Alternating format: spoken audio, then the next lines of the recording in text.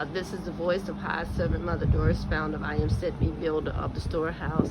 Today is April the 26th of 2021. It's around the same time it was last night. It's about 8:45 on tonight, and was watching the moon to see if it was the same as yesterday or if it was something different tonight, just so you can see that was it was a very strong presence, to the point that when I went to walk away, I had to turn back because the Spirit gave His servant to see that wasn't a cross, and reminded us of the cross and said this was an X, and let me know. Like we said, that wasn't the first time that this man by the name of DMX began to communicate with his servant and message. Those that really get within an arm reach and a hug, they know that's that gift of His servant, from the eye in the sky to the face of the Lord in the sky. I mean, we could just go on and on and on with the rainbow and the two eyes in the rainbow. I mean, it's a presence of the Lord, a presence of the Spirit that draws me there. And you can see it's like a glow around the moon tonight, but nothing like it was last night. His servant declared that it was such a powerful presence of DMX, and I have to say it like that. That's the only way His servant can relate this over to you. MD can't sugarcoat it, and oftentimes when I put the word I in it, I really like to get myself out of the way and all, and so it's nothing personal, that I'm really connected beyond myself. And I'm standing here to say, close to the time it was last night, and you can see and all the difference in the moon tonight and it was last night. There definitely was an X there, and His presence was so strong that He says He was all right. And the first message that we received from Him, He said, it came to a very noisy helicopter, till it literally sounded like the helicopter that was way far away. It was as if the helicopter got right in His servant ear, and it was so annoying. And when it got that attention of His servant, and I yield my spirit to the presence that was so strong, this is what we heard. It was very, very clear, and He said, I see the love. Tell them I see the love, and I love them too. And that's exactly what we heard. And then the second time that He messaged His servant, He said that they thought that He was going to leave quietly, but He says that He wasn't going out quietly. That's exactly what He said. He wasn't going out quietly. And of course, if you look at from the time, and like the first message came through at 1:44 a.m. of April the 9th, and we went on, and I'm going to I'm going to link that video of April the 9th, when we did the Live Light class 2021, Live Light MD class 2021, and it was April the 9th, and we were on, we did the broadcast as early as 7:45, and it's on that particular video that you hear me talking about that helicopter and how it got His servant attention. It's right there, and of course, once that happened, we knew that he was in a real high place at that moment, and all we knew, it was just a matter of timing. And it was that same day, I believe, that same day was when his mom decided to pull the plug. And you would just probably say, well, MD, that's just you.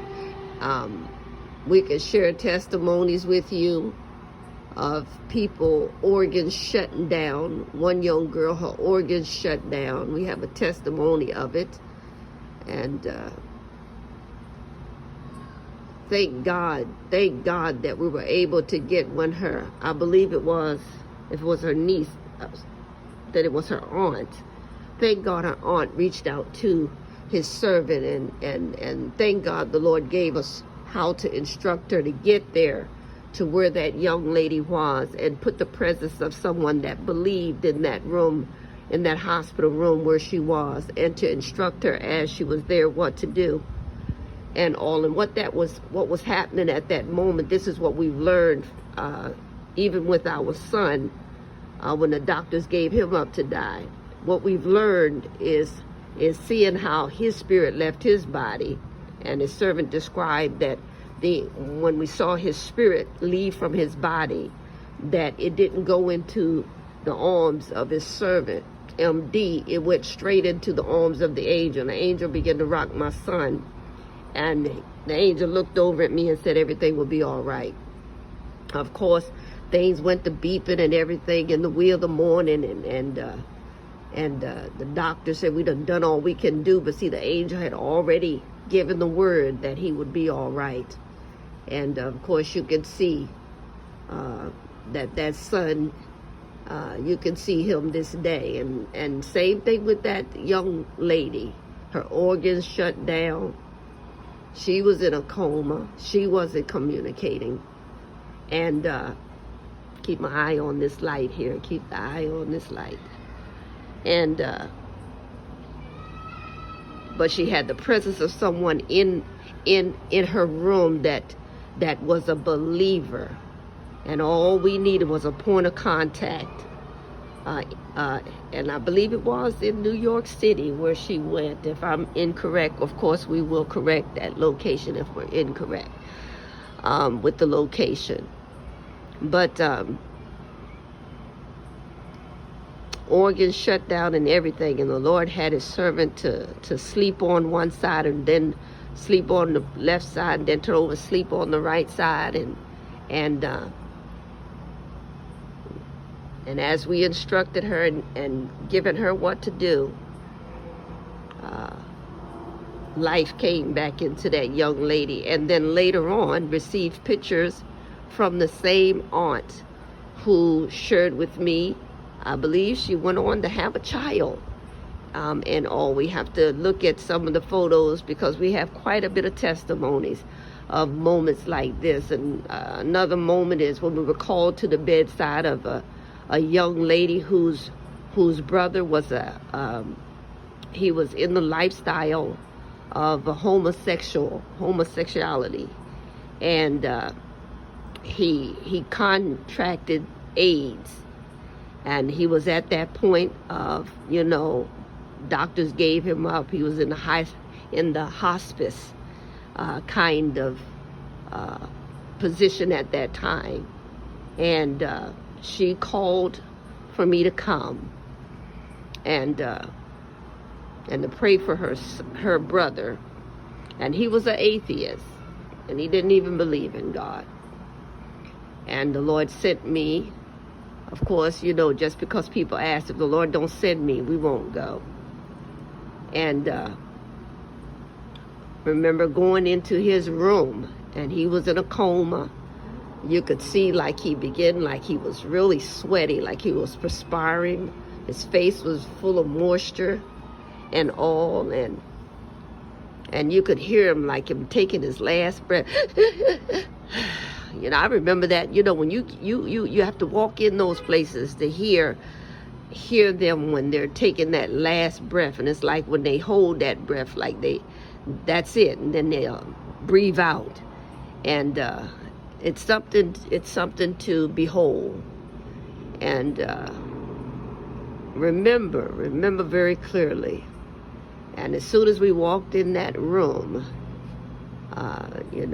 normally when this is happening, the servant asked to go in there and, to be alone, so we can literally allow our spirit to rest in that place to know whether they're going to live or die. and walked in that he was a young man, walked in in that room at his sister's house. She was taking care of him. God bless her for doing so. And got in that room with him and for a minute or two, and was standing there, and he's in a coma. Let me remind you of that he's in a coma, and he's taking those last breaths. But yet, in the midst of all of that, I heard him speak through the Spirit.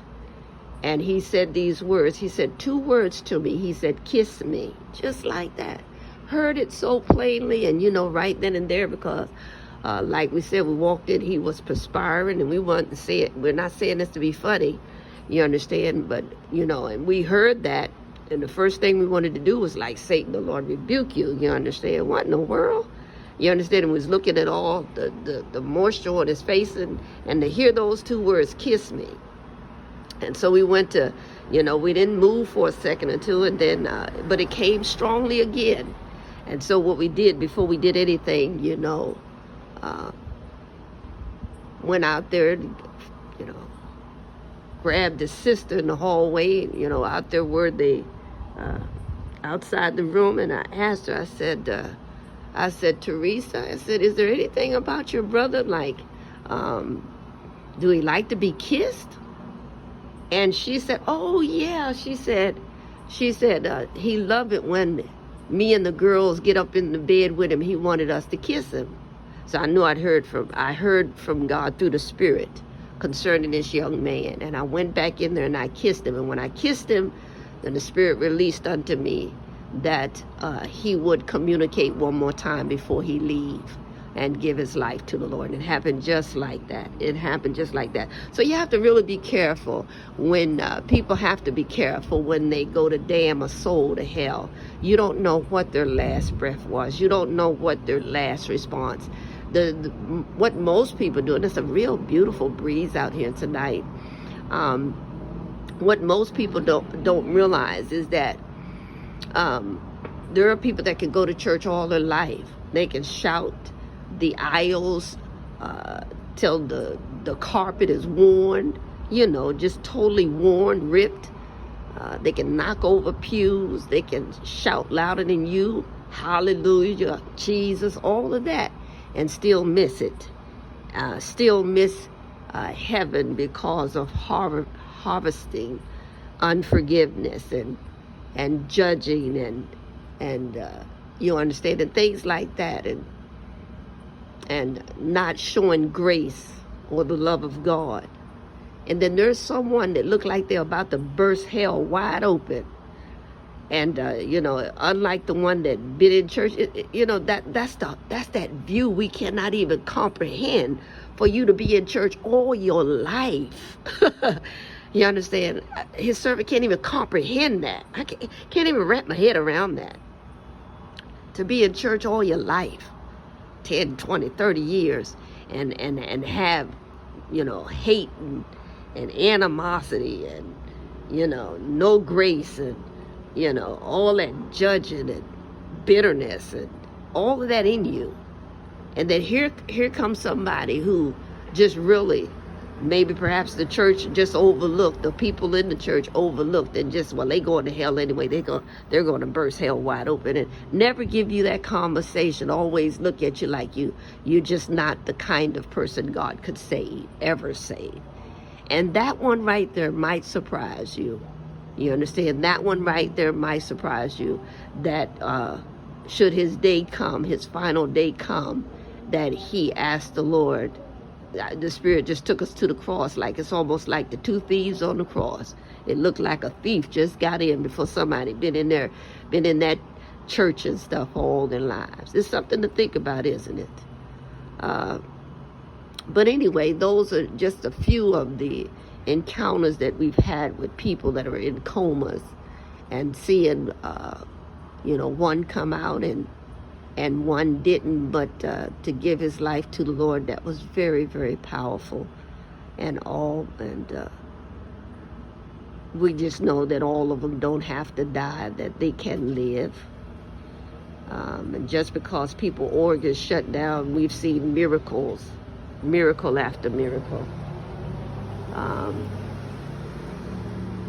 You know, and we could just go on and on with that there, and share just different things that we've seen in the spirit. But we've often said, you know, when we're called in like that, Lord, you know.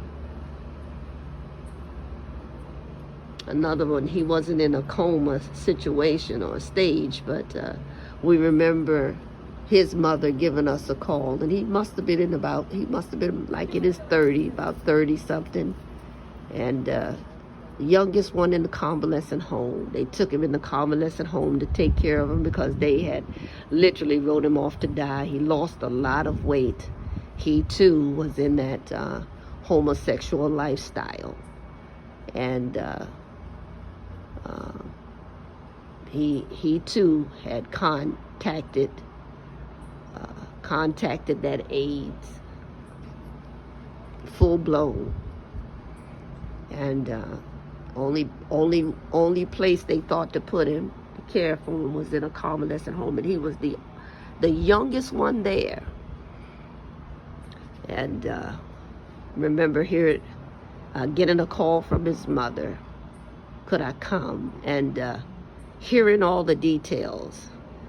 I was standing in the mirror that day, and I said to the Lord, you know, Lord, I don't want to give people false hope. A servant don't want to give them false hope. And immediately the Spirit of God came back to reprove his servant and said, how is telling people about me giving them false hopes? And then the Spirit said, go. How many times have I sent you to the hospital and I did, you know, how many times did I send you to the hospital that I did not raise them up? And I heard the Spirit say, go. And so we did. And even though they had written him off to die, he couldn't even lift himself up. His head was bigger than his rest of his body. His arms was little. He just lost so much weight. And see, people wonder why his servant takes such defense. We don't jump on the offense. We take defense against the same-sex lifestyle, because, you know, people can encourage a lot of things that aren't healthy, and all, just to, you know, not be the one to go against the grain or be the one that's different. But when it comes down to that life and death, that's where the real issue that his servant had with finding those same folks that encouraged it, you understand, to be there, to want to support something that's so sickly and so full of disease.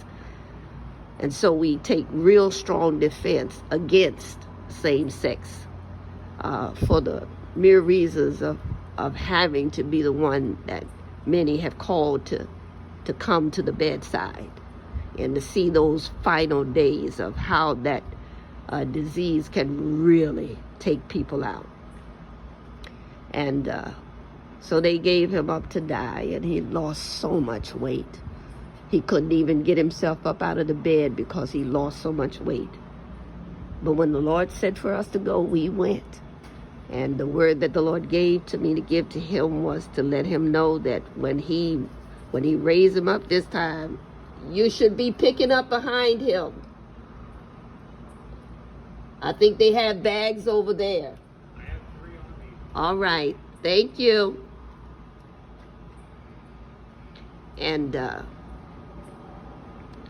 yeah, because you know, sometimes people in the night, they don't think people see them, and you know that eye of the Lord is there. And just not one of those kind of ones to see people do things that are against the bylaws, or just against the things that are just, you know, respectful and all to others and all.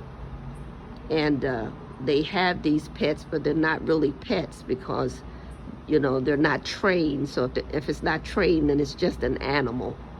And so they let them do, and people come out on their front yard and it smells like something, because you have someone that don't want to pick up behind their animal.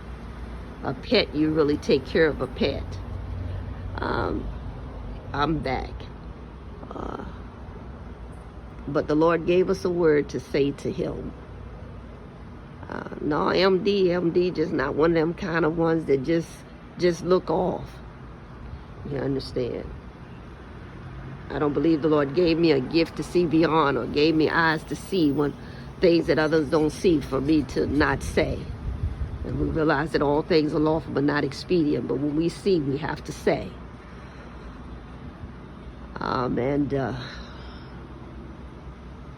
Lord gave us a word for that young man and said, when I raise you up this time, you better run for me.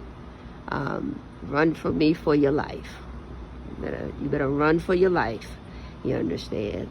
And the Lord did just that. Put meat on that young man's bones, strength back in his body, and raised him up all the way from a deathbed. We could give you testimony after testimony after testimony, but we just came out tonight because we could see the breeze blowing in the trees, and we wanted to look at that moon to see if we might have missed something the other night, and maybe it was just, but we know we have very strong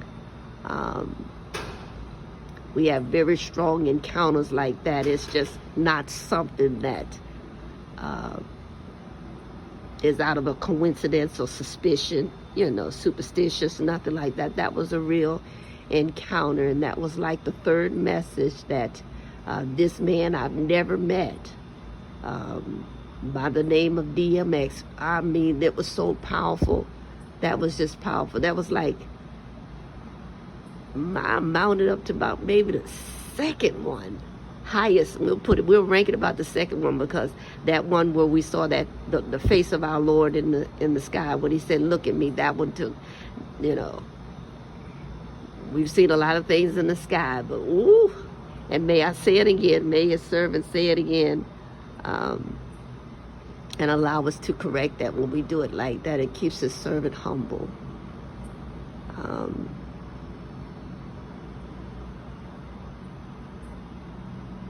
But nothing could take the place of that. That was just a powerful encounter that we had. But what we saw yesterday with that, what looked like a cross, I was like, what is that? And then went to turn in and go back in, and the Spirit said, go back and look again. And I looked again, and the Spirit says to his servant, this is not a cross. This is an X. I was almost like the servant almost hit this concrete out here on this patio, for real. Oh my goodness. But that was a soul that was so mighty that it walked in the high place enough to leave its signature in the air, in that right where the light was, and said, he's all right. And that's beautiful when we see a soul make it to that high place. And we do believe that he did. And there are things we want to talk about, and we're going to talk about, especially the soul, the spirit, and all of that. And sure, many other encounters. We decided we're going to do that on that Mother Doris Authentic page, where we can share more of our gift there and all. And once again, for those that inquiring minds, we do not talk to the dead. Let the dead bury the dead. But the spirit never dies. And we'll talk more about that when we get an opportunity, as the Spirit will lead us. We'll talk more about that. And oh my goodness, even the soul of a man, especially when that soul belongs to God, never dies. And so we could share many, and we're going to do that on that wall. We're going to share many different encounters that we've had, where people that was at a point of death, who were in other states, miles and miles and miles away. But when their spirit got in trouble and hit that high place, if we were asleep, it woke us up. If we were out and all, we'd have an open vision right away. That determines, how quick a person live or if they die.